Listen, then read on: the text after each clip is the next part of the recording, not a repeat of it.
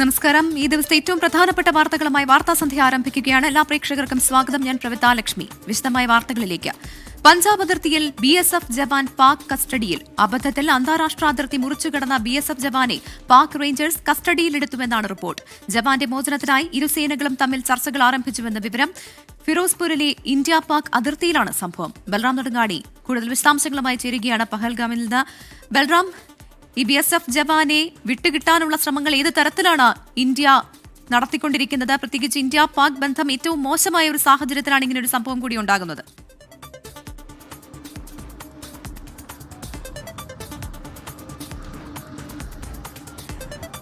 Pravitha, India Pak ബന്ധം സമീപ ഭാവിയിൽ ഏറ്റവും മോശമായ ഒരു സാഹചര്യത്തിലാണ് ഇത്തരത്തിൽ ഒരു ഇന്ത്യൻ BSF ജവാൻ പാക് റേഞ്ചേഴ്സിന്റെ കസ്റ്റഡിയിലായിരിക്കുന്നു എന്നുള്ളത് ആശങ്കയുയർത്തുന്നത്. ഇദ്ദേഹത്തിന്റെ മോചനവുമായി ബന്ധപ്പെട്ട ചർച്ചകൾ ആരംഭിച്ചു കഴിഞ്ഞിരിക്കുന്നു. BSFും പാക് റേഞ്ചേഴ്സും തമ്മിൽ ഒരു ഫ്ലാഗ് മീറ്റിംഗ് നടത്തിയിട്ടുണ്ട്. ഇതിന്റെ എന്താണ് ഈ ചർച്ചകളുടെ പുരോഗതി എന്നുള്ള വിവരങ്ങൾ അല്പസമയത്തിനകം തന്നെ നമുക്ക് ലഭ്യമാകും. ഇന്നലെ 12 മണിയോടെയാണ് ഈ BSF ജവാൻ PK സിംഗ്, അദ്ദേഹം BSFിലെ കോൺസ്റ്റബിൾ ആണ്, കൊൽക്കത്ത സ്വദേശിയാണ്. അദ്ദേഹം അതിർത്തി രേഖ മുറിച്ചു കടന്നത്. ഈ സീറോ ലൈൻ മുറിച്ച് 30 മീറ്ററോളം പാകിസ്ഥാൻ അതിർത്തിയിലേക്ക് അദ്ദേഹം പ്രവേശിച്ചു എന്നാണ് പാക് റേഞ്ചേഴ്സ് BSFിനെ അറിയിച്ചത്. ഉടൻ തന്നെ പാക് റേഞ്ചേഴ്സ് അദ്ദേഹത്തെ കസ്റ്റഡിയിൽ എടുക്കുകയായിരുന്നു. തുടർന്ന് അദ്ദേഹത്തെ പരിശോധന നടത്തി. അദ്ദേഹത്തിന്റെ കൈവിയിൽ നിന്നും സർവീസ് റിവോൾവറും ഒപ്പം തന്നെ 3 മാഗസിനുകളും 60 തിരകളും വാട്ടർ ബോട്ടിൽ, വാക്കി ടോക്കി തുടങ്ങിയ ഉപകരണങ്ങൾ കണ്ടെടുത്തതായി BSFിനെ പാക് റേഞ്ചേഴ്സ് അറിയിച്ചിട്ടുണ്ട്. അദ്ദേഹത്തിന്റെ ചിത്രങ്ങളും പങ്കുവച്ചിട്ടുണ്ട്. അദ്ദേഹത്തിന്റെ ID കാർഡ് പരിശോധിച്ച് BSF ജവാനാണ് എന്ന് ഉറപ്പുവരുത്തിയിരിക്കുന്നു. 17 വർഷത്തെ സർവീസുള്ള ഒരു ജവാനാണ് കോൺസ്റ്റബിൾ PK സിംഗ്. അദ്ദേഹത്തിന്റെ മോചനവുമായി ബന്ധപ്പെട്ട ചർച്ചകൾ ഉടനടി തന്നെ BSF ആരംഭിക്കുകയായിരുന്നു. ഒരു ഫ്ലാഗ് മീറ്റിംഗിന് വേണ്ടി BSF തന്നെയാണ് ആവശ്യം ഉന്നയിക്കുകയും ആ ഫ്ലാഗ് മീറ്റിംഗ് ഇപ്പോൾ നടന്നു കഴിഞ്ഞിരിക്കുന്നു. ഈ മോചനവുമായി ബന്ധപ്പെട്ട എന്താണ് പുരോഗതി എന്നുള്ള കാര്യം അല്പസമയത്തിനകം ലഭ്യമാകും.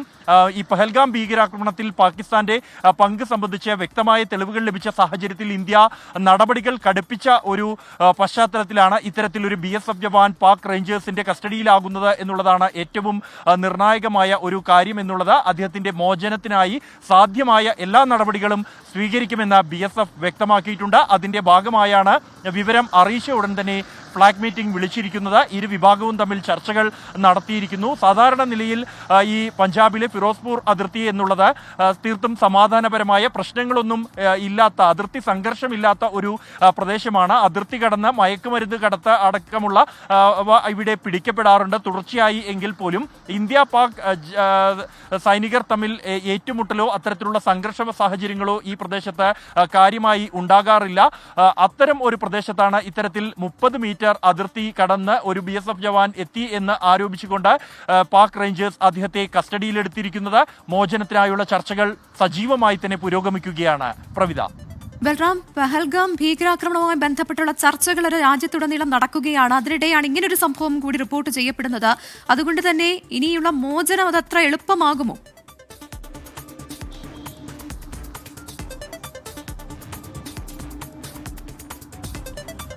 പ്രവിത, സാധാരണ നിലയിൽ ഇത്തരത്തിൽ സൈനികർ ഈ അതിർത്തി മുറിച്ചു കടക്കുക, സീറോ ലൈൻ മുറിച്ചു കടക്കുക എന്നുമ്പോൾ അത് സൈനികരാണെന്ന് തിരിച്ചറിഞ്ഞാൽ വലിയ ഒരു പ്രശ്നം അത് ആക്കാറില്ല. മറിച്ച് സംശയാസ്പദമായി എന്തെങ്കിലും കണ്ടെത്തുകയോ മറ്റോ ചെയ്യുകയാണെങ്കിൽ മാത്രമാണ് ഇത്തരത്തിൽ പ്രശ്നങ്ങൾ ഉണ്ടാകാറുള്ളത്.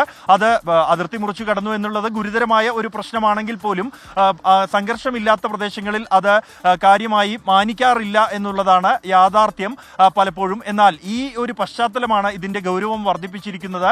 ഈ പഹൽഗാം ഭീകരാക്രമണത്തിന് പിന്നിൽ പാകിസ്ഥാന്റെ ബന്ധം സംബന്ധിച്ച് വ്യക്തമായ തെളിവുകൾ ഇന്ത്യക്ക് ലഭിക്കുകയും അവ സംബന്ധിച്ചുള്ള വിവരങ്ങൾ പുറത്തു വന്ന ഉടൻ പാകിസ്ഥാൻ പ്രകോപനപരമായ പ്രസ്താവനകൾ ഈ വിഷയത്തിൽ നടത്തുകയും ചെയ്തിരിക്കുന്നു. തുടർന്ന് കടുത്ത നടപടികളിലേക്ക് നയതന്ത്ര തലത്തിൽ ഇന്ത്യ നടപടി എടുത്തിരിക്കുന്നു.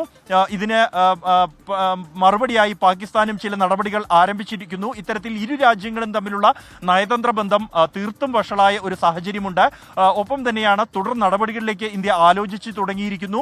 അതിനായുള്ള ആദ്യ നടപടികൾ ഈ അതിർത്തി മേഖലയിലുള്ള പരിശോധനകൾ അടക്കമുള്ളവ സജീവമായി പുരോഗമിക്കുന്നതിനിടെയാണ് ഇത്തരത്തിൽ ഒരു BSF ജവാൻ പാക് റേഞ്ചേഴ്സിന്റെ കസ്റ്റഡിയിൽ ആയിരിക്കുന്നത്.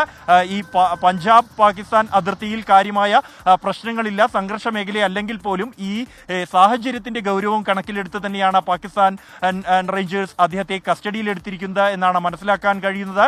അതുകൊണ്ട് തന്നെ തുടർ ചർച്ചകൾ, മോചനം എന്നുള്ളത് സാധ്യമാക്കാനുള്ള എല്ലാ നടപടികളും BSFന്റെ ഭാഗത്തു നിന്നും ഇന്ത്യയുടെ ഭാഗത്തു നിന്നും ആരംഭിച്ചു കഴിഞ്ഞിട്ടുണ്ട്.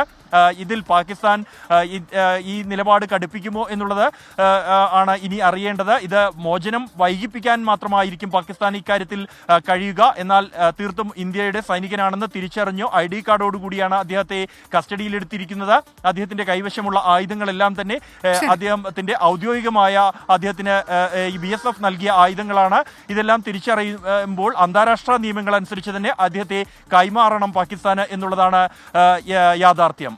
പ്രവിത, പഹൽഗാം ഭീകരാക്രമണവുമായി ബന്ധപ്പെട്ട് ഇന്ത്യ പാക് നയതന്ത്ര ബന്ധം ഉലയുന്നതിനിടെയാണ് പഞ്ചാബിൽ അതിർത്തിയിൽ BSF ജവാൻ പാക് കസ്റ്റഡിയിലാകുന്നത്. ഇപ്പോൾ ജവാനെ മോചിപ്പിക്കാനുള്ള ശ്രമം അത് സൈനിക തലത്തിൽ നടക്കുകയാണ് എന്നാണ് ബൽറാം നെടുങ്ങാടി നൽകുന്ന വിവരം. പഹൽഗാമിലെ ഭീകരാക്രമണത്തിൽ പാകിസ്ഥാനോട് നിലപാട് കടുപ്പിച്ച ഇന്ത്യ പാക് പൌരന്മാർക്കുള്ള വിസ സേവനം ഇന്ത്യ നിർത്തിവെച്ചു. പാക് പൌരന്മാർ 72 മണിക്കൂറിനകം രാജ്യം വിടണമെന്നാണ് വിദേശകാര്യ മന്ത്രാലയത്തിന്റെ നിർദ്ദേശം. പാകിസ്ഥാനെതിരായ നടപടി വിവിധ രാജ്യങ്ങളിലെ സ്ഥാനപതികളെ ഇന്ത്യ അറിയിച്ചു. അതിനിടെ നാവികസേന പടക്കപ്പലിൽ അറബിക്കടലിലേക്ക് ഇന്ത്യ മിസൈൽ പരീക്ഷിച്ചു. നയതന്ത്ര മേഖലയിൽ നിയന്ത്രണങ്ങൾ ഏർപ്പെടുത്തിയതിന് പിന്നാലെ പാകിസ്ഥാനെതിരെ കൂടുതൽ നടപടികളിലേക്ക് കടക്കുകയാണ് രാജ്യം. പാകിസ്ഥാൻ പൌരന്മാർക്കുള്ള വിസ സേവനം ഇന്ത്യ അവസാനിപ്പിച്ചു. പാക് പൌരന്മാർ 72 മണിക്കൂറിനകം ഇന്ത്യ വിടണമെന്നാണ് വിദേശകാര്യ മന്ത്രാലയത്തിന്റെ നിർദ്ദേശം. മെഡിക്കൽ വിസയിലുള്ള പാക് പൌരന്മാരുടെ വിസ കാലാവധി അടുത്ത ചൊവ്വാഴ്ച അവസാനിക്കും. പാകിസ്ഥാനിലുള്ള ഇന്ത്യക്കാർ ഉടൻ മടങ്ങിയെത്തണമെന്നാണ് നിർദ്ദേശം. ഇതിനിടെ അറബിക്കടലിൽ ഇന്ത്യ മിസൈൽ പരീക്ഷണം നടത്തി. പടക്കപ്പലായ INS സൂറത്തിൽ നിന്ന് ശത്രുവിനെ പിന്തുടർന്ന് നശിപ്പിക്കാൻ ശേഷിയുള്ള മിസൈലാണ് പരീക്ഷിച്ചത്.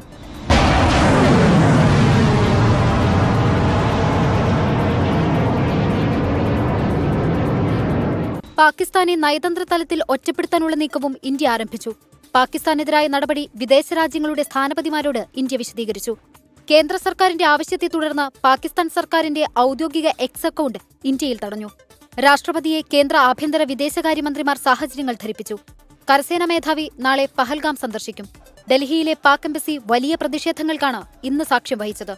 നൂറുകണക്കിന് ആളുകൾ പ്രതിഷേധത്തിന്റെ ഭാഗമായി.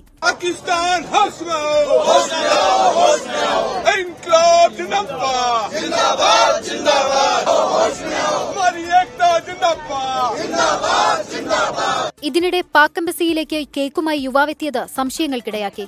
ആഘോഷങ്ങൾക്ക് വേണ്ടിയാണോ ഇതെന്ന സംശയമാണ് ഉയർന്നത്.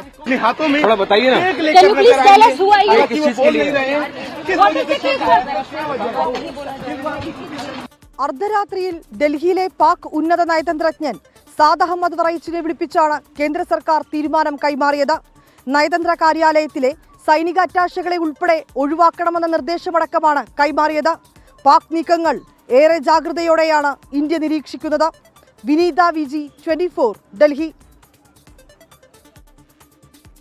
ഇന്ത്യ നിലപാട് കടുപ്പിച്ചതോടെ മറുപടിയുമായി പാകിസ്ഥാനും. ഷിംല കരാർ മരവിപ്പിക്കുന്നതും ഇന്ത്യൻ വിമാനങ്ങൾക്ക് മുന്നിൽ വ്യോമപാത അടയ്ക്കുന്നതും ഉൾപ്പെടെയുള്ള തീരുമാനങ്ങളാണ് പാകിസ്ഥാന്റേത്. സിന്ധു നദീജല കരാർ മരവിപ്പിച്ചത് യുദ്ധസമാന സാഹചര്യമെന്ന് പാക് പ്രധാനമന്ത്രി ഷഹബാസ് ഷെരീഫിന്റെ നേതൃത്വത്തിൽ ചേർന്ന സുരക്ഷാ സമിതി യോഗം വിലയിരുത്തി. ഇന്ത്യക്കെതിരെ നടപടികൾ പ്രഖ്യാപിച്ച് മുഖം രക്ഷിക്കാനാണ് നയതന്ത്ര ലോകത്തൊറ്റപ്പെടുന്ന പാകിസ്ഥാന്റെ നീക്കം. പ്രധാനമന്ത്രി ഷഹബാസ് ഷെരീഫിന്റെ അധ്യക്ഷതയിൽ ചേർന്ന പാക് ദേശീയ സുരക്ഷാ സമിതി യോഗത്തിലാണ് ഇന്ത്യക്കെതിരെയുള്ള നടപടികൾ പ്രഖ്യാപിച്ചത്. ഷിംല കരാർ മരവിപ്പിക്കും, വാഗ അതിർത്തി അടയ്ക്കും, ഇന്ത്യൻ വിമാനങ്ങൾക്ക് മുന്നിൽ പാക് വ്യോമ മേഖല അടയ്ക്കും, ഇന്ത്യയുമായുള്ള എല്ലാ വ്യാപാരങ്ങളും അവസാനിപ്പിച്ചു. 48 മണിക്കൂറിനുള്ളിൽ ഇന്ത്യക്കാർ പാകിസ്ഥാൻ വിടണം. ഇസ്ലാമാബാദിലെ ഇന്ത്യൻ എംബസിയിലെ ഉദ്യോഗസ്ഥരുടെ എണ്ണം 30 കുറയ്ക്കും. ഇവയാണ് പ്രധാന തീരുമാനങ്ങൾ. പാകിസ്ഥാനിലെ 24 കോടി ജനത്തെ ബാധിക്കുന്ന സിന്ധു നദീജല കരാർ മരവിപ്പിച്ചത് യുദ്ധസമാനമെന്നാണ് പാക് വിലയിരുത്തൽ. ഇന്ത്യൻ നീക്കങ്ങൾക്ക് ശക്തമായ മറുപടി നൽകുമെന്നാണ് പാകിസ്ഥാന്റെ പ്രഖ്യാപനം. മിസൈൽ പരീക്ഷണത്തിനും സൈനിക അഭ്യാസത്തിനും പാകിസ്ഥാൻ ഒരുങ്ങുന്നതായും റിപ്പോർട്ടുകളുണ്ട്. ദില്ലിയിൽ നിന്നും ശ്രീനാഥ് ചന്ദ്രൻ, 24. പഹൽഗാം ഭീകരാക്രമണത്തിന്റെ പശ്ചാത്തലത്തിൽ കേന്ദ്ര സർക്കാർ വിളിച്ച സർവകക്ഷി യോഗം ആരംഭിച്ചു. പ്രതിരോധ മന്ത്രി രാജ്നാഥ് സിംഗിന്റെ അധ്യക്ഷതയിലാണ് യോഗം ചേരുന്നത്. വിനീത വിജി വിവരങ്ങളുമായി ഡൽഹിയിൽ നിന്ന് ചേരുകയാണ്. വിനീത, പഹൽഗാം ഭീകരാക്രമണവുമായി ബന്ധപ്പെട്ട് സുരക്ഷാ വീഴ്ചയുണ്ടായി എന്നുള്ള വലിയ ആരോപണം കോൺഗ്രസ് ഉന്നയിക്കുന്നുണ്ട്. അതിനിടെയാണ് ഇപ്പോൾ സർവകക്ഷി യോഗം വിളിച്ചിരിക്കുന്നത്.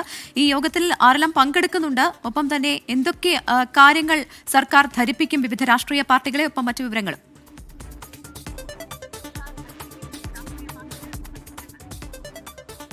പ്രവിധ, കേന്ദ്രം വിളിച്ച സർവകക്ഷി യോഗം ആരംഭിച്ചിരിക്കുന്നു. കേന്ദ്ര ആഭ്യന്തരമന്ത്രി അമിത്ഷാ യോഗത്തിൽ പങ്കെടുക്കാനായി എത്തിയിട്ടുണ്ട്. പ്രതിരോധ മന്ത്രി രാജ്നാഥ് സിംഗിന്റെ അധ്യക്ഷതയിലാണ് യോഗം ചേർന്നത്. ഒപ്പം തന്നെ പ്രവിധ പറഞ്ഞതുപോലെ നേരത്തെ തന്നെ കോൺഗ്രസ് ചില ആരോപണങ്ങൾ മുന്നോട്ട് വച്ചിട്ടുണ്ടായിരുന്നു. അതിൽ ഏറ്റവും പ്രധാനപ്പെട്ടത് സുരക്ഷാ വീഴ്ച ഉൾപ്പെടെയുള്ള കാര്യങ്ങളാണ്. ഇത് സംബന്ധിച്ചുകൊണ്ടുള്ള നിലപാട് കോൺഗ്രസ് യോഗത്തിൽ സർവകക്ഷി യോഗത്തിൽ അറിയിക്കുമെന്ന് നേരത്തെ തന്നെ പറഞ്ഞിട്ടുമുണ്ടായിരുന്നതാണ്. കോൺഗ്രസിനെ പ്രതിനിധീകരിച്ച് മല്ലികാർജ്ജുൻ ഖാർഗെയും ഒപ്പം രാഹുൽ ഗാന്ധിയും ഇന്നത്തെ ഈ സർവകക്ഷി യോഗത്തിൽ പങ്കെടുക്കുമെന്നാണ് അറിയിച്ചിരിക്കുന്നത്. നേതാക്കൾ ഇപ്പോൾ എത്തിയിട്ടുണ്ട്. യോഗം ആരംഭിച്ചിരിക്കുകയാണ്. വിവിധ തലങ്ങൾ ഈ യോഗത്തിൽ ചർച്ചയാകും. ഇതിനോടകം തന്നെ സ്വീകരിച്ച സൈനിക നടപടികൾ അടക്കമുള്ള കാര്യങ്ങൾ കേന്ദ്ര ആഭ്യന്തരമന്ത്രി അമിത്ഷാ യോഗത്തിൽ വിശദീകരിച്ചേക്കും. ഒപ്പം തന്നെ അദ്ദേഹത്തെ സംബന്ധിച്ചിടത്തോളം ഈ ഭീകരാക്രമണം നടന്ന മേഖലയിലടക്കം നേരിട്ടെത്തി കാര്യങ്ങൾ അദ്ദേഹം വിലയിരുത്തിയിട്ടുണ്ട്. ഇതുൾപ്പെടെയുള്ള കാര്യങ്ങളായിരിക്കും യോഗത്തിൽ ചർച്ച ചെയ്യുക. ഏതാണെങ്കിലും ഒന്നിച്ച് ഈ ഭീകരതയെ എതിർക്കുക എന്നൊരു തീരുമാനത്തിലേക്ക്, അത്തരത്തിലേക്കൊരു നടപടിയിലേക്കായിരിക്കും അവസാനം യോഗത്തിലൊരു തീരുമാനത്തിലേക്ക് എത്തുക എന്നാണ് നമുക്ക് നിലവിലെ സാഹചര്യങ്ങൾ മുൻനിർത്തി നോക്കുമ്പോൾ മനസ്സിലാക്കാൻ കഴിയുന്നത്. പക്ഷേ അങ്ങനെ ഭീകരതയെ ഒന്നിച്ച് എതിർത്തുകൊണ്ട് മുന്നോട്ട് പോവുക എന്ന തീരുമാനത്തിലേക്ക് എത്തുമ്പോഴും പ്രതിപക്ഷത്തെ സംബന്ധിച്ചിടത്തോളം, പ്രതിപക്ഷ പാർട്ടികളെ സംബന്ധിച്ചിടത്തോളം ചില കാര്യങ്ങൾ, ചില ആവശ്യങ്ങൾ ഉൾപ്പെടെ ചില ആരോപണങ്ങളടക്കം അവർ യോഗത്തിൽ ഉന്നയിക്കാനുള്ള സാധ്യത തന്നെയാണുള്ളത്. കാരണം നേരത്തെ തന്നെ പ്രതിപക്ഷ പാർട്ടികൾ മുന്നോട്ട് വെച്ച ഏറ്റവും വലിയ ഒരു ആവശ്യം, ഇങ്ങനെ ഒരു നിർണായക യോഗം ചേരുമ്പോൾ അത് പ്രധാനമന്ത്രിയുടെ അധ്യക്ഷതയിലല്ലേ ആ യോഗം ചേരേണ്ടിയിരുന്നെന്ന് ഉൾപ്പെടെയുള്ള ചില കാര്യങ്ങൾ നേരത്തെ തന്നെ പ്രതിപക്ഷ പാർട്ടികൾ മുന്നോട്ട് വെച്ചിട്ടുണ്ടായിരുന്നു. പക്ഷേ പ്രതിരോധ മന്ത്രിയുടെ നേതൃത്വത്തിലാണ് ഇപ്പോൾ യോഗം ചേർന്നതെന്നുള്ളത് തന്നെയാണ്. യോഗം ഇപ്പോൾ ആരംഭിച്ചിരിക്കുകയാണ്. പാർലമെന്റ് അനക്സിലാണ് യോഗം ആരംഭിച്ചിരിക്കുന്നത്. നേതാക്കളൊക്കെ തന്നെ എത്തിയിട്ടുണ്ട്.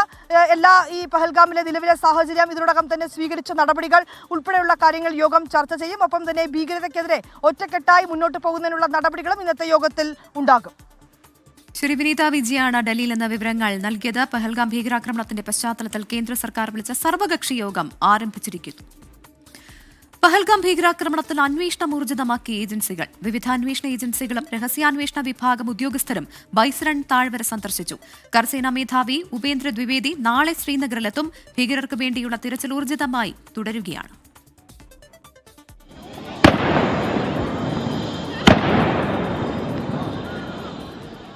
രാജ്യം നടുങ്ങിയ ഭീകരാക്രമണം നടന്ന് 48 മണിക്കൂർ പിന്നിടുമ്പോൾ സുരക്ഷാ സേനയുടെ വലയത്തിലാണ് ബൈസരൺ താഴ്വര.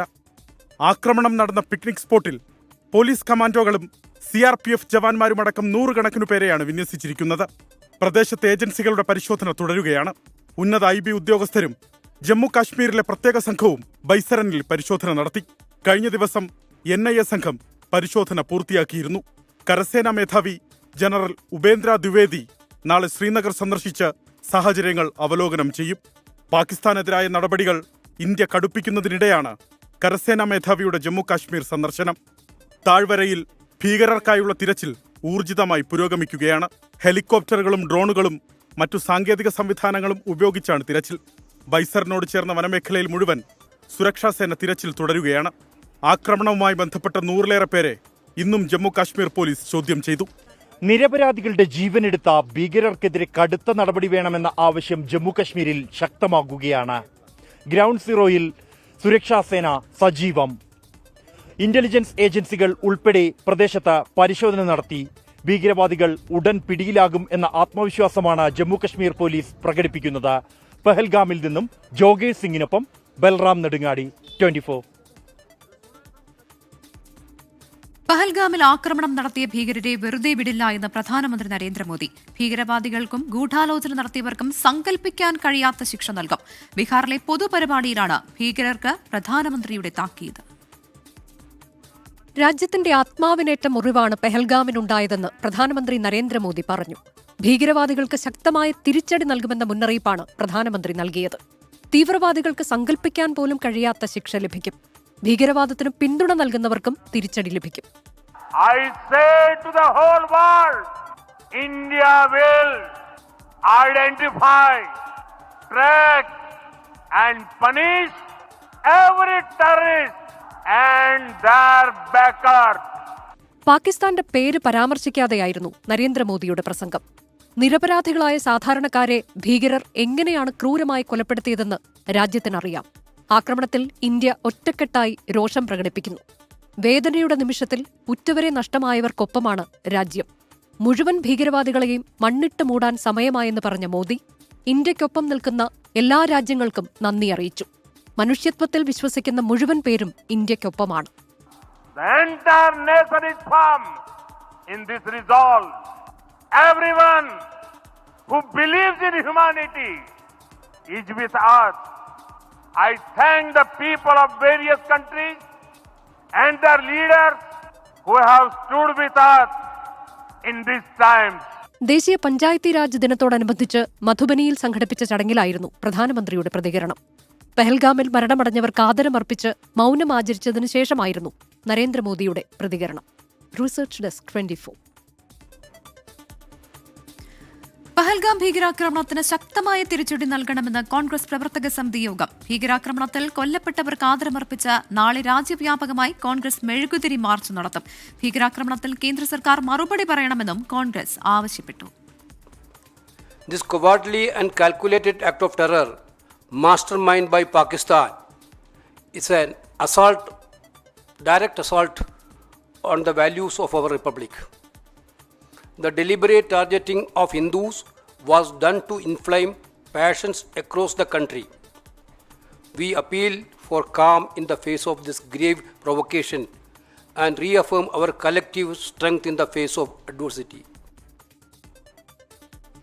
പഹൽഗാം ഭീകരാക്രമണം ചർച്ച ചെയ്യാൻ കേന്ദ്ര സർക്കാർ വിളിച്ച സർവകക്ഷി യോഗത്തിൽ ജമ്മു കാശ്മീരിൽ നിന്നുള്ള പാർട്ടികളില്ല എന്ന് CPI ജനറൽ സെക്രട്ടറി D. രാജ. എങ്ങനെയാണ് ഭീകരവാദികൾ നുഴഞ്ഞുകയറിയത് എന്ന് അമിത്ഷായും രാജ്നാഥ് സിംഗും മറുപടി പറയണമെന്നും D. രാജ ആവശ്യപ്പെട്ടു. Mr. Amit Shah, tell the people who should be held answerable. Today they had a meeting of political parties in parliament, but no political party from Jammu and Kashmir. The Jammu and Kashmir, the main parties who are responsible in Jammu and Kashmir, they were not present. Then how can we reach out to the people of Jammu and Kashmir? Pahalgam ഭീകരാക്രമണത്തിന്റെ നടുക്കുന്ന കൂടുതൽ ദൃശ്യങ്ങളെന്ന് പുറത്തുവന്നു. ഭീകരാക്രമണത്തിന്റെ ദൃക്സാക്ഷിയായ കോഴിക്കോട് നരിക്കുനി സ്വദേശി മുഹമ്മദ് നിഹാൽ പകർത്തിയ ദൃശ്യങ്ങളാണ് ഇത്. ഞെട്ടലോടെയാണ് മുഹമ്മദ് നിഹാൽ ആ പകലിനെ ഓർത്തെടുത്തത്.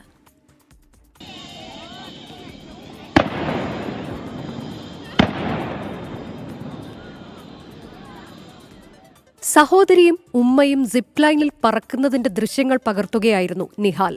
ആ ഫ്രെയിമിലേക്കാണ് രാജ്യത്തെ നടുക്കിയ ഭീകരർ കടന്നുവന്നത്. പൈൻ മരങ്ങൾക്കിടയിൽ നിന്ന് വിനോദസഞ്ചാരികൾക്കടുത്തേക്ക് നടന്നെടുത്ത ഒരാൾ വെടിയുതിർക്കുന്നത് ക്യാമറയിൽ പതിഞ്ഞു. അപ്പോഴും നിഹാലിന് കാര്യം മനസ്സിലായിരുന്നില്ല. സംഭവം നടക്കുന്നത് ഞങ്ങൾ ശ്രദ്ധിക്കുന്നില്ല. അതാണ് നമ്മൾ എവിടെയോ പടക്കം പൊട്ടിക്കുക അങ്ങനെ വിധത്താണ് വിചാരിക്കുന്നത്. ഉച്ചത്തിലുള്ള വെടിയൊച്ചകളും കരച്ചിലും കേട്ടപ്പോഴാണ് കാര്യങ്ങൾ കൈവിട്ടു പോകുന്നതായി നിഹാൽ തിരിച്ചറിഞ്ഞത്. മരത്തിന്റെ സൈഡിൽ നിൽക്കുകയായിരുന്നു, ബാക്കിൽ നിൽക്കുകയായിരുന്നു. അതുവരെ ഞങ്ങൾക്ക് ഇതിന്റെ എന്താണ് മനസ്സിലാവുന്നില്ല. ഞങ്ങൾ എവിടെ നിന്നൊക്കെ സൗണ്ട് കേൾക്കുന്നുണ്ട്, മനസ്സിലാവുന്നില്ല. സഹോദരിയെയും മാതാവിനെയും പ്രദേശവാസികൾ സുരക്ഷിതരായി താമസ സ്ഥലത്തേക്ക് എത്തിക്കുകയായിരുന്നു. ഭീകരാക്രമണത്തിന്റെ നടുക്കുന്ന ദൃശ്യങ്ങൾ കൺമുന്നിൽ കണ്ടതിന്റെ ആഘാതത്തിൽ നിന്ന് ഇപ്പോഴും മുക്തനായിട്ടില്ല നിഹാൽ.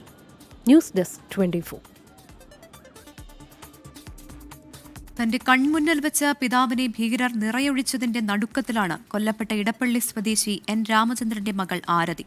തരിച്ചുപോയ തങ്ങളെ പ്രദേശവാസികൾ ചേർത്തു നിർത്തിയെന്നും ആരതി പറയുന്നു. ഗൺഷോട്ട് കേട്ടു, ഇത് ടെററിസ്റ്റ് അറ്റാക്ക് ആണെന്ന് റിയലൈസ് ചെയ്തപ്പോൾ നമ്മളെല്ലാവരും ഷാറ്റേർഡ് ആയിട്ട് ഓടി. ഒരു ടെററിസ്റ്റ് പുറത്തേക്ക് ഇറങ്ങി വന്നു. അങ്ങനെ അയാൾ ഓരോ ഗ്രൂപ്പിൻ്റെ അടുത്ത് പോയി എന്തോ ചോദിക്കേണ്ടായിരുന്നു, ഷൂട്ട് ചെയ്യും, മറ്റേ ഗ്രൂപ്പിൻ്റെ അടുത്ത് ഷൂട്ട് ചെയ്യാം. അപ്പോൾ ഞങ്ങളുടെ അടുത്തേക്ക് വന്നിട്ട് അയാൾ ഒരു വേർഡാണ് ചോദിച്ചത്. അതിൻ്റെ പ്രൊനൗൺസിയേഷൻ കറക്റ്റ് അല്ലായിരിക്കും, ഖലീമ, കൽമ, കലീമ, അങ്ങനെ അത് 2 പ്രാവശ്യമേ ചോദിച്ചുള്ളൂ. അപ്പം നമുക്കറിയില്ല എന്ന് പറഞ്ഞു. അപ്പം തന്നെ അച്ഛനെ ഷൂട്ട് ചെയ്തു എൻ്റെ മുമ്പിൽ വെച്ചു. എന്താണ് സംഭവിച്ചതെന്ന് മനസ്സിലാകുന്നതിന് മുൻപ് തന്നെ അച്ഛൻ്റെ ജീവൻ നഷ്ടമായി. ഓടി ഒളിച്ച് തന്റെ പിന്നാലെയും ഭീകരരെത്തി തോക്കുകൊണ്ട് തലയിൽ തട്ടി. സൈനിക വേഷത്തിലുള്ളവർ അല്ല തന്റെ അടുത്തേക്ക് എത്തിയതെന്നും ആരതി. ഇയാൾ കൂടാണ്ട് വേറെ ആളുണ്ടായിരുന്നു. Like I have seen only 2. അതിലത്തെ ഒരാൾ ഞങ്ങളുടെ അടുത്തേക്ക് വന്നത് പുറത്തേക്ക്. ഉള്ളിൽ എത്ര പേരുണ്ടായിരുന്നു I am not sure about it. എനിക്കറിയില്ല. ആക്രമണത്തിന് ശേഷം തങ്ങളെ ചേർത്ത് പിടിച്ചത് കശ്മീരികളായ 2 യുവാക്കളാണ്. ശ്രീനഗറിൽ എത്തുന്നതുവരെ അവർ ഒപ്പമുണ്ടായിരുന്നു. തന്റെ ജ്യേഷ്ഠ സഹോദരങ്ങളെ പോലെ അവരെ കാണുന്നുവെന്നും ആരതി. എൻ്റെ കൂടെ ആ പാവം മുസാഫിർ എന്ന് പറഞ്ഞ driver, Kashmiri driver and another driver mister Sameer, അവർ 2 പേരും എൻ്റെ അനിയനും ചേട്ടനും കൊണ്ട് നടക്കണ പോലെ എന്നെ മോർച്ചറി കൊണ്ടുപോകാനും ഐഡൻറ്റിഫിക്കേഷനും രാത്രി 3 മണിവരെ ഞാൻ മോർച്ചറിയുടെ മുമ്പിലായിരുന്നു. അപ്പം ഇപ്പം ആവില്ല എന്ന് പറഞ്ഞ് പിന്നെ പോയി ഹോട്ടലിൽ പോയി രാവിലെ 6 മണിക്ക് തിരിച്ചു വന്നു. അതിനൊക്കെ ഇയാളിങ്ങനെ ഒരു അനിയത്തിയെ പോലെ കൂടെ നടന്ന്. ഞാൻ പറയുകയാണെങ്കിൽ കശ്മീരിൽ പോയി എനിക്ക് 2 ബ്രദേഴ്സിനെ കിട്ടിയെന്നാണ് ഞാൻ ഇന്നലെ അവരോട് എയർപോർട്ടിൽ വെച്ച് ബൈ പറഞ്ഞപ്പോൾ പറഞ്ഞ അള്ള അവരെ രക്ഷിക്കട്ടെ എന്നും പറഞ്ഞു. ദുബൈയിൽ ജോലി ചെയ്യുന്ന ആരതി കഴിഞ്ഞയാഴ്ചയാണ് നാട്ടിലെത്തിയത്. അച്ഛനും അമ്മയ്ക്കും കുട്ടികൾക്കുമൊപ്പം കശ്മീരിൽ അവധിക്കാലം ആഘോഷിക്കാൻ പോയതിനിടയിലായിരുന്നു ആക്രമണം. 24 കൊച്ചി. പഹൽഗാം ഭീകരാക്രമണത്തിൽ കൊല്ലപ്പെട്ടവരുടെ സംസ്കാര ചടങ്ങുകൾ നടന്നു. ഇന്നലെ രാത്രിയും ഇന്ന് രാവിലെയുമായാണ് മൃതദേഹങ്ങൾ ജന്മനാടുകളിൽ എത്തിച്ചത്. അതത് സംസ്ഥാനങ്ങളിലെ മുഖ്യമന്ത്രിമാരും കേന്ദ്ര സംസ്ഥാന സർക്കാർ പ്രതിനിധികളും കൊല്ലപ്പെട്ടവർക്ക് അന്തിമോപചാരം അർപ്പിച്ചു.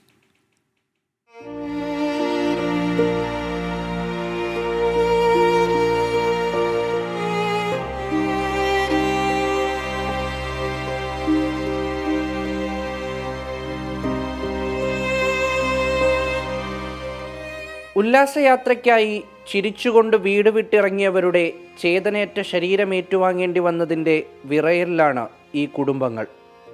ഭാര്യയും മക്കളുമൊത്താണ് പലരും കശ്മീരിലേക്ക് പോയത്. തിരികെ വീട്ടിലേക്ക് മടങ്ങുമ്പോഴും ആംബുലൻസിൽ ജീവനില്ലാത്ത ഉറ്റവരുടെ ചാരത്ത് അവർ ഉണ്ടായിരുന്നു. കൺമുന്നിൽ പ്രിയപ്പെട്ടവർ പിടഞ്ഞു വീണതിൻ്റെ നടുക്കം ആ കണ്ണുകളിലുണ്ട്. गोली साइड में रख के उससे पूछा हिंदू है कि मुसलमान. मुसलमान है तो पहले कलमा पढ़ के दिखा. जैसे हमें पता ही नहीं, हम पीछे पलट के देखे हो क्या रहा है. हम उसकी तरफ स्माइल करके पूछे भैया क्या हुआ. कह रहे हिंदू है मुसलमान. मैंने कहा हिंदू. मार दिया. पहली गन उसी पे चलाई. उसके बाद 70 लोगों को मार दिया. क्यों मार दिया. കൗസ്തുബ്, ഗൻബോട്ടെ എന്നിവരുടെ മൃതദേഹം പുലർച്ചെ വീടുകളിലെത്തിച്ചു. ബംഗളൂരുവിലെ മദിക്കരയിൽ നിന്ന് കൊല്ലപ്പെട്ട ഭരത് ഭൂഷന്റെ വൃദ്ധമാതാക്കൾ ഇന്ന് രാവിലെയോടെ മാത്രമാണ് മകൻ മരിച്ചതറിഞ്ഞത്. മുഖ്യമന്ത്രി സിദ്ധരാമയ്യ വീട്ടിലെത്തി ആദരമർപ്പിച്ചു. മഞ്ജുനാഥ് റാവുവിൻ്റെ മൃതദേഹം രാവിലെ 10 മണിയോടെയാണ് ശിവമോഗയിലെ വീട്ടിലെത്തിച്ചത്. ഗുജറാത്ത് സ്വദേശികളായ അച്ഛൻ യതീഷ് പാർമറിൻ്റെയും മകൻ സുമിത് പാർമറിൻ്റെയും മൃതദേഹം ഒരുമിച്ച് വീട്ടിലേക്ക് എത്തിച്ചത് ഹൃദയഭേദക കാഴ്ചയായി മാറി.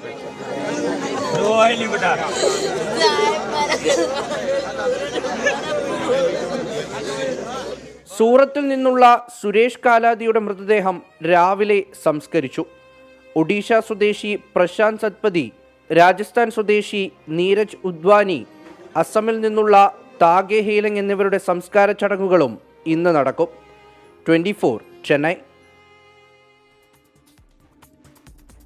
ബൈസരൺ വാലിയിലേക്ക് വിനോദസഞ്ചാരികളെ ആകർഷിച്ചിരുന്നത് അവിടുത്തെ പ്രകൃതി മനോഹാരിത തന്നെയായിരുന്നു. ഇപ്പോൾ പൂർണ്ണമായി ആ മേഖലയിൽ നിന്ന് ജനങ്ങളെ നീക്കിയതോടെ ടൂറിസത്തെ അടക്കം ആശ്രയിച്ചു ജീവിതം മുന്നോട്ട് കൊണ്ടുപോയിരുന്നവർ കടുത്ത പ്രതിസന്ധിയിലായി.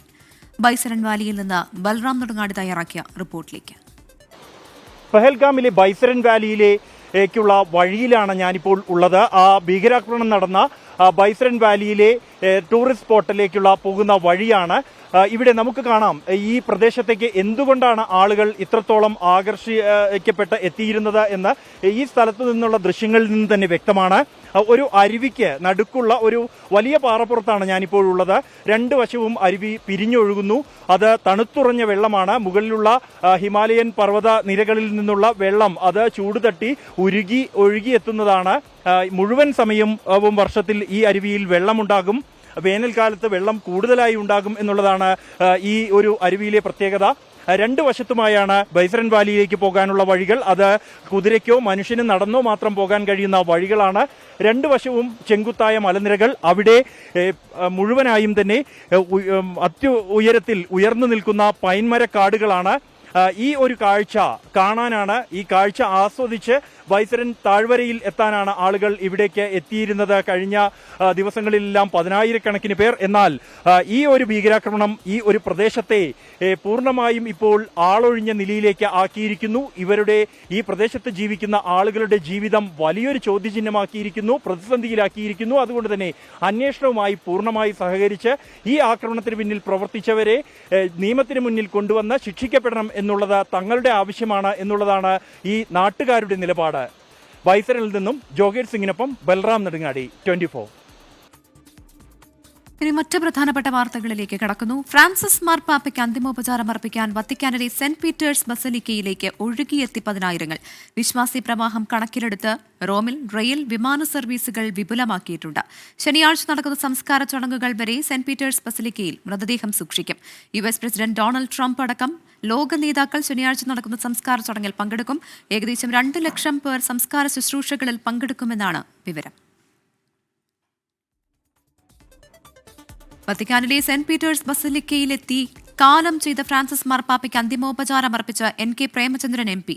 സമാധാനത്തിനും ശാന്തിക്കും വേണ്ടി ജീവിതം സമർപ്പിച്ച വ്യക്തിത്വമാണ് ഫ്രാൻസിസ് മാർപ്പാപ്പയുടേത് എന്ന് NK പ്രേമചന്ദ്രൻ അനുശോചിച്ചു. സത്യത്തിൽ എൻ്റെ പൊതുജീവിതത്തിലെയും രാഷ്ട്രീയ ജീവിതത്തിലെയും അസുലഭമായിട്ടുള്ള ഒരു ചരിത്ര മുഹൂർത്തമായിരുന്നു ഇന്ന് റോമിലെത്തി വത്തിക്കാനിലെ സെന്റ് പീറ്റേഴ്സ് ബസലിക്കയിലെത്തി അദ്ദേഹത്തിന്റെ ഭൗതിക ശരീരത്തിൽ ആദരവർപ്പിക്കാൻ അല്ലെങ്കിൽ അന്ത്യോപചാര ചടങ്ങിന്റെ ഭാഗമാകാൻ കഴിഞ്ഞു എന്നുള്ളത് പൊതുജീവിതത്തിലെയും രാഷ്ട്രീയ ജീവിതത്തിലെയും ഏറ്റവും അമൂല്യമായിട്ടുള്ള ഒരു അനുഭവമായി ഞാൻ വിലയിരുത്തുകയാണ്. നടൻ ഷൈൻ ടോം ചാക്കോയ്ക്കെതിരായ ലഹരി കേസ് അന്വേഷിക്കാൻ പ്രത്യേക സംഘം ഡാൻസ് ആഫ് സൈബർ ടീം അംഗങ്ങൾ അടങ്ങിയ സംഘമാണ് കേസ് അന്വേഷിക്കുക. അതേസമയം നടി വിൻസി അലോഷ്യസിന്റെ പരാതിക്ക് പിന്നാലെ ഷൈൻ ടോം ചാക്കോയ്ക്കെതിരെ ആരോപണവുമായി യുവനടി അപർണ ജോൺസും രംഗത്ത് വന്നു. നിയമ നടപടികളിലേക്ക് പോകാൻ താൽപര്യമില്ലെന്നും വിൻസി അലോഷ്യസ് ഉന്നയിച്ച പരാതിക്ക് പൂർണ്ണ പിന്തുണയെന്നും നടി 24നോട് പറഞ്ഞു. ലഹരി കേസിൽ അറസ്റ്റ് ചെയ്ത ഷൈൻ ടോം ചാക്കോയെ സ്റ്റേഷൻ ജാമ്യത്തിൽ വിട്ടയച്ചിരുന്നു. ഷൈൻ വിഷയം ചർച്ച ചെയ്യാൻ കഴിഞ്ഞ ദിവസം കൊച്ചി സിറ്റി പോലീസ് കമ്മീഷണറുടെ നേതൃത്വത്തിൽ പ്രത്യേക യോഗം ചേർന്നു. കേസിൽ കൂടുതൽ വിവരശേഖരണം നടത്തുന്നതിന്റെ ഭാഗമായാണ് പ്രത്യേക അന്വേഷണ സംഘം രൂപീകരിച്ചത്. ACPമാരായ K. ജയകുമാർ, അബ്ദുൽ സലാം, രാജ്കുമാർ എന്നിവരുടെ നേതൃത്വത്തിലാണ് അന്വേഷണം.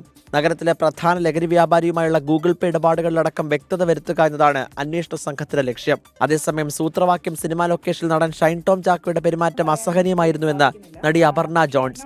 ചിത്രീകരണ സമയത്ത് നടന്റെ വായിൽ നിന്ന് ലഹരി താഴെ വീണതായി കണ്ടു. ലഹരി ഉപയോഗിച്ച് തന്നോട് മോശമായി പെരുമാറിയെന്നും അപർണ ജോസ് തുറന്നടിച്ചു. എന്നോട് മാത്രമല്ല, അവിടെ സെറ്റിലെ മറ്റു സ്ത്രീകളോട് ഞാൻ സാക്ഷിയായിരിക്കവേ ഉള്ള പെരുമാറ്റം സെറ്റില് വളരെ മോശമായ രീതിയിൽ അങ്ങേയറ്റം സ്ട്രോങ് ആയിട്ടുള്ള അശ്ലീല ചുവയോടുകൂടിയുള്ള സംസാരങ്ങൾ വളരെ ഡിസ്റ്റർബിംഗ് ആവുന്ന തരത്തിൽ അനുഭവിക്കേണ്ടി വന്നിട്ടുണ്ട്. ഷൈന്റെ ഭാഗത്ത് നിന്ന് ഇത്തരത്തിലുള്ള പെരുമാറ്റം ഉണ്ടായപ്പോഴാണ് വിൻസി പരാതിപ്പെട്ടതെന്ന് കരുതുന്നു. വിൻസിയുടെ പരാതിക്ക് പൂർണ്ണ പിന്തുണ. അമ്മ സംഘടനയ്ക്ക് മുന്നിൽ കാര്യങ്ങൾ കൃത്യമായി ബോധ്യപ്പെടുത്തിയിട്ടുണ്ടെന്നും അപർണ 24നോട് വ്യക്തമാക്കി. 24 കൊച്ചി. നടൻ ഷൈൻ ടോം ചാക്കോയ്ക്കെതിരെയുള്ള വിൻസി അലോഷ്യസിന്റെ പരാതിയിൽ ഫെഫ്കയ്ക്കെതിരെ വിമർശനം ശക്തം.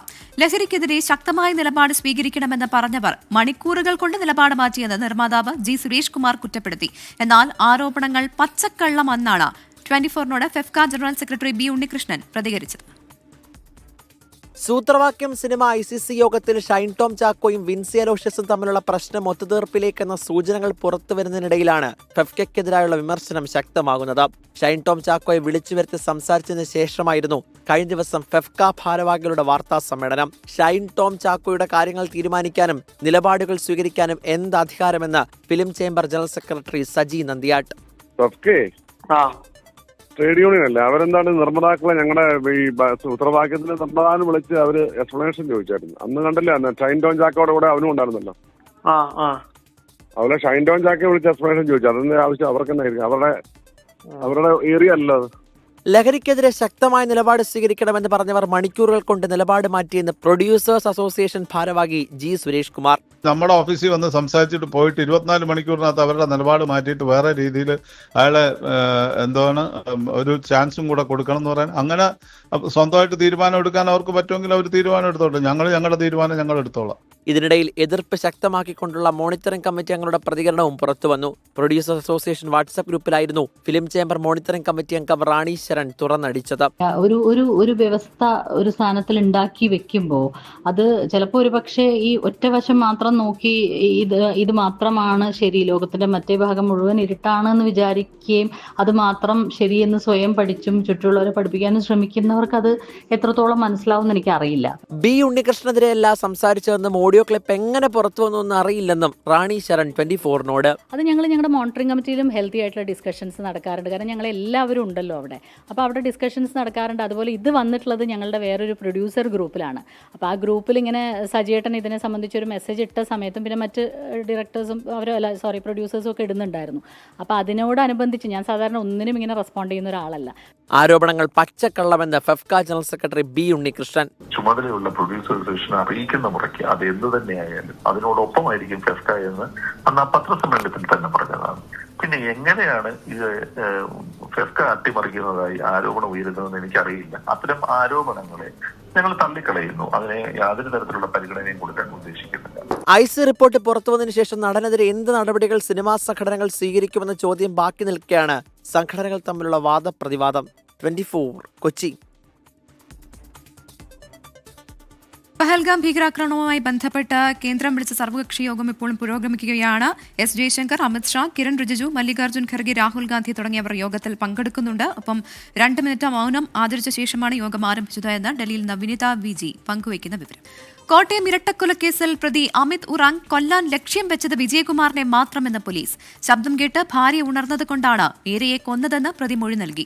വിജയകുമാർ കൊടുത്ത കേസ് കാരണമാണ് ഗർഭം അലസിപ്പോയ ഭാര്യയെ പരിചരിക്കാൻ പോകാൻ സാധിക്കാതിരുന്നത് എന്നും ഉറാങ് മൊഴി നൽകിയിട്ടുണ്ട്. അതേസമയം പ്രതി DVRുമായി പോകുന്ന CCTV ദൃശ്യങ്ങൾ പുറത്തുവന്നു. കോടതിയിൽ ഹാജരാക്കിയ പ്രതിയെ റിമാൻഡ് ചെയ്തു. ചോദ്യം ചെയ്യലിന്റെ ആദ്യ മണിക്കൂർ തന്നെ പ്രതി കുറ്റം സമ്മതിച്ചു. പിന്നാലെയാണ് കൊലപാതകത്തിലേക്ക് നയിച്ച കാര്യങ്ങൾ പോലീസിനോട് വിവരിച്ചത്. വിജയകുമാറിന്റെ ജോലിക്കാരനായിരുന്ന തന്നെ ശമ്പളം നൽകാതെ മാനസികമായി പീഡിപ്പിച്ചിരുന്നുവെന്നും ഇതിനെ തുടർന്നാണ് മൊബൈൽ ഫോൺ മോഷ്ടിച്ചു പണം തട്ടാൻ ശ്രമിച്ചതെന്നും അമിത് വെളിപ്പെടുത്തി. ഈ കേസിൽ 5 മാസം റിമാൻഡിൽ കഴിയുകയും ചെയ്തു. ഈ കാലത്താണ് ഭാര്യയുടെ ഗർഭം അലസിപ്പോകുന്നത്. ഭാര്യയെ പരിചരിക്കാൻ പോലും പോകാൻ സാധിക്കാതെ വന്നതിലുള്ള വൈരാഗ്യം കൊലപാതകത്തിലേക്ക് നയിക്കുകയായിരുന്നു. എന്നാൽ വിജയകുമാറിനെ മാത്രമാണ് കൊലപ്പെടുത്താൻ തീരുമാനിച്ചത്. ശബ്ദം കേട്ടു ഭാര്യ മീര എഴുന്നേറ്റതോടെയാണ് അവരെയും വകവരുത്തിയതെന്നാണ് പോലീസ് പറയുന്നത്. വ്യക്തിപരമായ കുറേ ബുദ്ധിമുട്ടുകളും എല്ലാം വന്നപ്പോൾ അതിനെല്ലാം കാരണക്കാരൻ വിജയകുമാർ എന്നുള്ള നിലയ്ക്കുള്ള ഒരു വൈകാരിക പ്രതികരണമാണ്. വ്യക്തിവൈരാഗ്യം കൊണ്ട് ചെയ്തൊരു കൊല മാത്രമാണ്. നമ്മുടെ പ്രാഥമികമായ അറിവ് വിജയകുമാറിനെ മാത്രം കൊല്ലാൻ ഉദ്ദേശിച്ചാണ് വന്നത് എന്നുള്ളതാണ്. ജയിലിൽ നിന്നും പുറത്തിറങ്ങാൻ സഹായിച്ചത് കല്ലറ സ്വദേശി ഫൈസൽ ഷാജിയാണ്. ഇയാൾ പ്രതിക്കൊപ്പം ജയിലിലുണ്ടായിരുന്നു.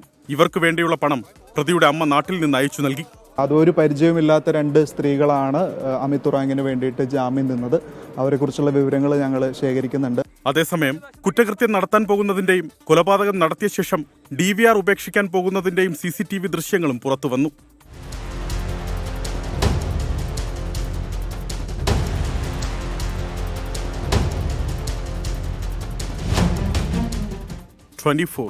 കോട്ടയം. തിരുവനന്തപുരം അമ്പലമുക്ക് വിനീത കൊലക്കേസിലെ പ്രതി രാജേന്ദ്രന് വധശിക്ഷ വിധിച്ച് കോടതി. പ്രതിയുടെ മാനസിക നിലയും മുൻകാല ക്രിമിനൽ പശ്ചാത്തലവും വിശദമായി പരിശോധിച്ചാണ് ശിക്ഷ. കൊടും ക്രൂരതയ്ക്ക് വധശിക്ഷ വിധിച്ച കോടതിയോട് നന്ദിയെന്ന് വിനീതയുടെ ബന്ധുക്കൾ പ്രതികരിച്ചു. കേസ് അപൂർവങ്ങളിൽ അപൂർവമാണെന്നുള്ള പ്രോസിക്യൂഷൻ വാദത്തെ തുടർന്ന് പ്രതിയുടെ മാനസിക നില പരിശോധനാ റിപ്പോർട്ടടക്കം 7 റിപ്പോർട്ടുകൾ കോടതി വിശദമായി പരിശോധിച്ചിരുന്നു. കൊടും കുറ്റവാളിയായ രാജേന്ദ്രന് മാനസിക പരിവർത്തന സാധ്യത ഇല്ലെന്നായിരുന്നു പോലീസ് അറിയിച്ചത്. പ്രതിയായ രാജേന്ദ്രൻ കൊടും കുറ്റവാളിയാണെന്നും കവർച്ചയ്ക്കിടെ തമിഴ്നാട്ടിലും കേരളത്തിലും 4 ക്രൂര കൊലപാതകങ്ങൾ നടത്തിയെന്നും പ്രോസിക്യൂഷൻ കോടതിയിൽ വാദിച്ചു. ജീവപര്യന്തം ശിക്ഷ നൽകിയാൽ ശിക്ഷാ ഇളവ് നേടി പ്രതി സമാനമായ കുറ്റകൃത്യങ്ങളിൽ ഏർപ്പെടില്ലെന്ന് ഉറപ്പു പറയാനാകില്ലെന്നും special public prosecutor M Salahuddin കോടതിയെ അറിയിച്ചു. ശിക്ഷ വിധിക്ക് മുൻപ് എന്തെങ്കിലും പറയാനുണ്ടോ എന്ന് ആരാഞ്ഞ കോടതിയോട് തനിക്ക് 70 വയസ്സുള്ള അമ്മയുണ്ടെന്നും അമ്മയുടെ സംരക്ഷണം തന്റെ ചുമതലയിലാണെന്നും പ്രതി പറഞ്ഞു. എന്നാൽ പ്രോസിക്യൂഷൻ വാദങ്ങൾ പൂർണ്ണമായും അംഗീകരിച്ചാണ് കോടതി പ്രതിക്ക് വധശിക്ഷ വിധിച്ചത്. പ്രതി ഒരു കാരണവശാലും മാനസാന്തരപ്പെട്ട് തിരിച്ചു വരാൻ സാധ്യതയില്ല. മാത്രമല്ല ഇന്ന് തന്നെ ഈ ശിക്ഷ വിധിക്കുമ്പോൾ കോടതി കൂട്ടിനകത്ത് പ്രതി ഒരു നിർവികാരനായിട്ടാണ് പ്രതി ഇന്ന് കൂട്ടിൽ നിന്നത് തന്നെ. സൗണ്ട് ഇല്ലാതാക്കാം. ഇവിടെ വായി പൊത്തിപ്പിടിച്ച് കഴുത്തിന് കൊത്തിക്കഴിഞ്ഞാൽ കൊണ്ട് പിന്നെ സൗണ്ട് പുറത്തു വരത്തില്ല. അതാണ് അതിൻ്റെ എല്ലാ 4 മർഡറിൻ്റെയും MO അതാണ്. പോസ്റ്റ്മോർട്ടം ചെയ്ത എല്ലാ ബോഡിയും പോസ്റ്റ്മോർട്ടം ചെയ്ത ഡോക്ടേഴ്സ് ഇവിടെ മൊഴി കൊടുത്തിട്ടുണ്ട്. പരമാവധി ശിക്ഷ നൽകിയ കോടതിയോട് നന്ദി അറിയിച്ച വിനീതയുടെ ബന്ധുക്കൾ വെളിയിൽ ഇറങ്ങിക്കഴിഞ്ഞാൽ വീണ്ടും ഇനി വിനീതകൾ ഇനിയും മരിക്കും.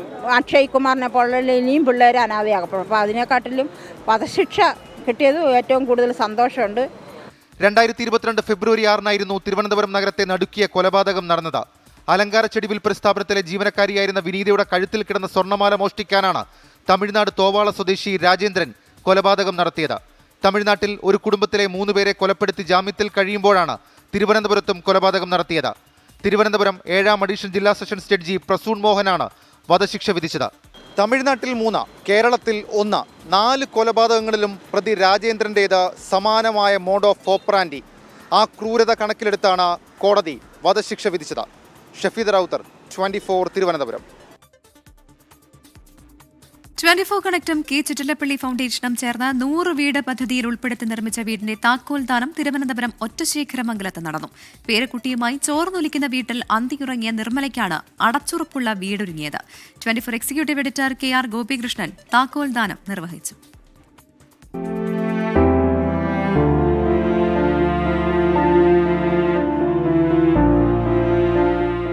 പേരക്കുട്ടിക്കും കിടപ്പ് രോഗിയായ ഭർത്താവിനുമൊപ്പം പൊട്ടിപ്പൊളിഞ്ഞ ഈ വീട്ടിലായിരുന്നു ഒറ്റശേഖരമംഗലം സ്വദേശിയായ നിർമ്മലയുടെ ജീവിതം.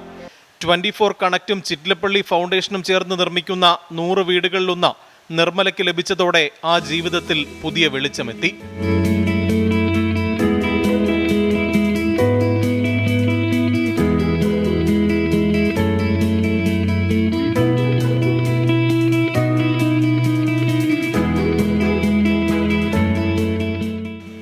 എക്സിക്യൂട്ടീവ് എഡിറ്റർ KR ഗോപികൃഷ്ണൻ സ്വപ്നഭവനം നിർമ്മലയ്ക്ക് കൈമാറി.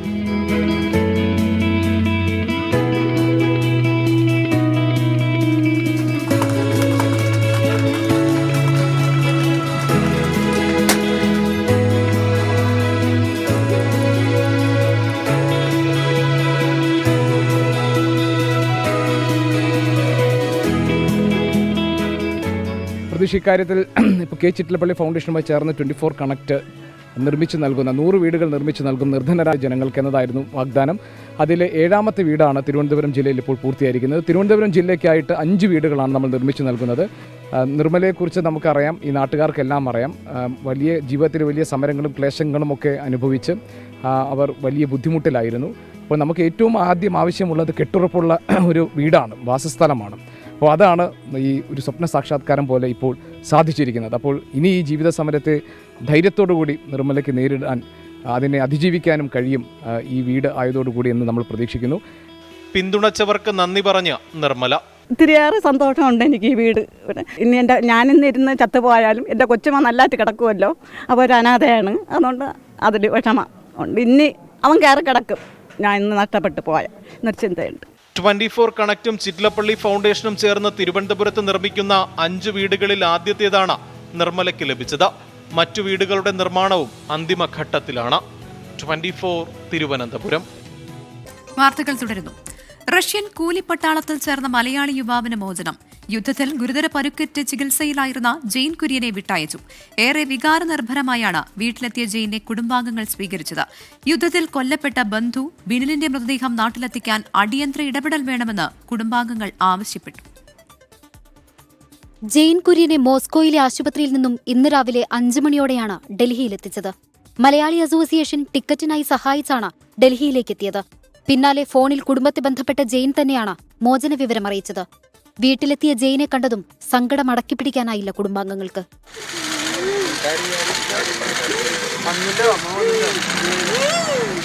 ജെയിനെ തിരികെ എത്തിച്ചതിൽ നന്ദി പറഞ്ഞു കുടുംബം. ഒത്തിരി സന്തോഷമുണ്ട്. പിന്നെ കുറേ ന്യൂസുകാർ സഹായിച്ചു ഞങ്ങളെന്നെ. പിന്നെ അതുപോലെ ഏറ്റവും കൂടുതൽ ദൈവത്തിനോട് നന്ദി പറയുന്നു. പിന്നെ കുറേ അമ്മമാർ അവന് വേണ്ടി പ്രാർത്ഥിച്ചിട്ടുണ്ട്, അവരോടും നന്ദി പറയുന്നു. യുദ്ധമുഖത്ത് കൊല്ലപ്പെട്ട ജെയിനിന്റെ ബന്ധുവിന്റെ മൃതദേഹം നാട്ടിലെത്തിക്കാൻ നടപടി വേണമെന്ന് ബന്ധുക്കൾ. അതിനേക്കാളും ദുഃഖമാണ് 2 ആൾ ഓടിപ്പോയി, ഒരാൾ തിരിച്ചു വരാത്തതില്ല. ആദ്യമേ തൊട്ട് ഇതിനും കൂട്ടി പ്രതീക്ഷിച്ചിരുന്നു. അങ്ങനെ ഇരിക്കുമ്പോഴാണ് അവന് ഒരാൾക്ക് പരിക്ക് പറ്റി ഒരാൾ മരിച്ചെന്നുള്ള അറിയിപ്പ് കിട്ടുന്നത്. പട്ടാള ക്യാമ്പിലേക്ക് തിരികെ എത്തിക്കുമെന്നുള്ള ആശങ്കകൾക്കിടെയാണ് ജെയിനിന്റെ മോചനം. 24 തൃശൂർ.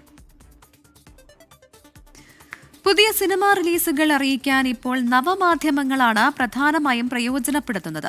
പണ്ട് മൈക്ക് അനൗൺസ്മെന്റും നോട്ടീസ് വിതരണവുമായിരുന്നു ഇതിനായുള്ള പ്രധാന മാർഗം. ആ കാലത്തെ വീണ്ടെടുക്കുന്ന വിധത്തിൽ ഒരു അനൗൺസ്മെന്റ് ഇന്ന് സുൽത്താൻ ബത്തേരിയിൽ നടന്നു. അതിലേക്ക് നിങ്ങളുടെ ഇഷ്ടതാരങ്ങൾ അഭിനയിച്ച കുടുംബ ചിത്രം തുടരും. വിൻഡോസ് സിനിമാസിന്റെ ശീതീകരിച്ച പ്രദർശന ഹാളിൽ നാളെ മുതൽ പ്രദർശനം ആരംഭിക്കുന്നു. കാറിനും ജീപ്പിനും മുകളിൽ കോളാമ്പി മൈക്ക് കെട്ടിവെച്ച റിലീസ് ചെയ്യുന്ന സിനിമകളെക്കുറിച്ച് അനൗൺസ് ചെയ്യുന്ന കാലം എന്നേ ഇല്ലാതായി. ആ കാലത്തിന്റെ ഓർമ്മയുടെ വീണ്ടെടുപ്പാണ് ഇന്ന് ബത്തേരിയിൽ കണ്ടത്. കോളാമ്പി മൈക്കിന് പകരം ബോക്സ് കെട്ടിവെച്ച ജീപ്പിന്റെ മുകളിൽ നാളത്തെ റിലീസ് ചിത്രത്തിന്റെ പോസ്റ്ററുകൾ. സിനിമയെക്കുറിച്ചുള്ള അനൗൺസ്മെന്റ് നഗര ഗ്രാമങ്ങളിലൂടെ ഒഴുകി. ഇങ്ങനത്തെ ഒരു കാര്യം നമുക്ക് പഴയ കാലം ഒന്ന് റീക്രിയേറ്റ് ചെയ്യാന്നുള്ളതെന്ന് തോന്നി. അതുപോലെ തന്നെ നമ്മുടെ പഴയകാല താരജോഡികൾ ശ്രീ ലാലേട്ടനും ശോഭന ചേച്ചിയും കൂടി ഒരുമിച്ച് അഭിനയിക്കുന്ന തുടരും സിനിമയും കൂടി ആയതുകൊണ്ടും നമുക്കൊരു വളരെ സന്തോഷത്തോടെ ചെയ്യാൻ ആഗ്രഹിച്ച ഒരു കാര്യമാണ്. ഇന്ന് പുതിയ തലമുറയ്ക്ക് ഇങ്ങനത്തെ ഒരു കാര്യം പണ്ടുണ്ടായിരുന്നു എന്ന് അറിയിക്കാൻ വേണ്ടി നമ്മൾ ചെയ്യുന്നുള്ളൂ. നാടക നടൻ കൂടിയായ ആണ്ടൂർ ബാലകൃഷ്ണനാണ് സിനിമാ വിശേഷങ്ങൾ മൈക്കിലൂടെ ജനങ്ങൾക്കായി പങ്കുവച്ചത്. മലയാളത്തിന്റെ ഇഷ്ട സംവിധായകൻ തരിപ്പൂർത്തി സംവിധാനം നിർവഹിച്ച് രജപുത്ര സിനിമാസിന്റെ ബാനറിൽ എം രഞ്ജിത്ത് നിർമ്മിച്ച കുടുംബ ചിത്രം തുടരും. പഴയ തലമുറയ്ക്ക് ഇത് ഗൃഹാതുരതയാണ്, പുത്തൻ തലമുറയ്ക്ക് വേറിട്ട അനുഭവവും. സിനിമയെക്കുറിച്ച് അറിയാൻ നവമാധ്യമങ്ങളെ പ്രയോജനപ്പെടുത്തുന്ന കാലത്താണ് ഈയൊരു കാഴ്ച. 24 വയനാട്. കാലാവസ്ഥ റിപ്പോർട്ട്. ഇപ്പോഴത്തെ കാലാവസ്ഥ സമർപ്പിക്കുന്നത് Berger paints 100 years of trust.